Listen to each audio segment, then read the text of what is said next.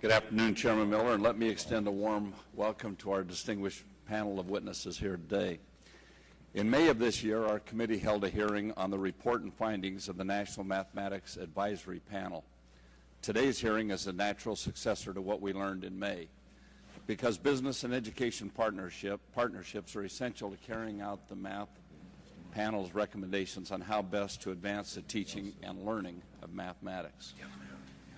Even more broadly, these business partnerships are critical to enhancing educational opportunity in all the STEM fields, which include science, technology, engineering, and mathematics. The No Child Left Behind Act was built on one simple goal, that every child in America must be able to read and do math at grade level. We recognize that proficiency in reading and math are necessary in order for our students to thrive in more advanced subjects, including physics, engineering, computer science, and all the STEM fields. Unfortunately, too few American students are getting the strong educational foundation they need to succeed in a technology-driven economy. A large majority of secondary school students fail to reach proficiency in math and science, and many are taught by teachers lacking adequate subject matter knowledge. Worse still, we're falling behind our international peers. In a recent international assessment of 15-year-old students, the U.S. ranked 28th in math literacy and 24th in science literacy. The U.S. ranks 20th among all nations in the proportion of 24-year-olds who earn degrees in natural science or engineering. Here in Washington, we clearly recognize the need to enhance student achievement in the STEM fields. In fact, there seems to be no shortage of federal programs and funding streams focused on STEM advancement.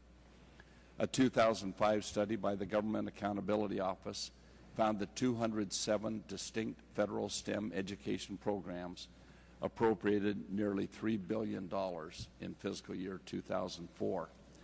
We're creating the programs and spending the money, but student achievement is not yet where we need it to be. What this tells me is that federal investment alone is not enough to spur innovation and advancement. We need buy-in from stakeholders at all levels, from states and local school boards to nonprofits and business leaders.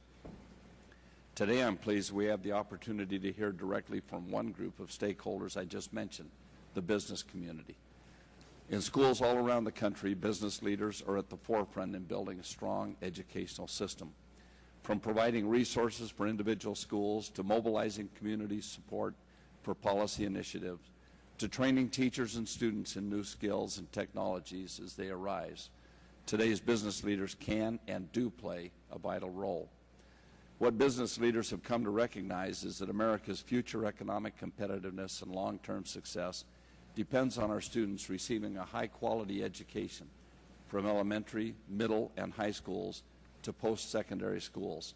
This will enable our country to produce a skilled workforce, continue as a leader in research and development, respond effectively to globalization and technology changes, and grow economically. America's business community deserves a great deal of credit for recognizing the importance of education and investing accordingly. I look forward to hearing about some of the specific approaches being used today and exploring opportunities for expanded partnerships into the future.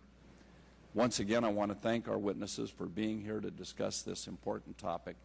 I look forward to your testimony. Thank you, Chairman Miller, and I yield back.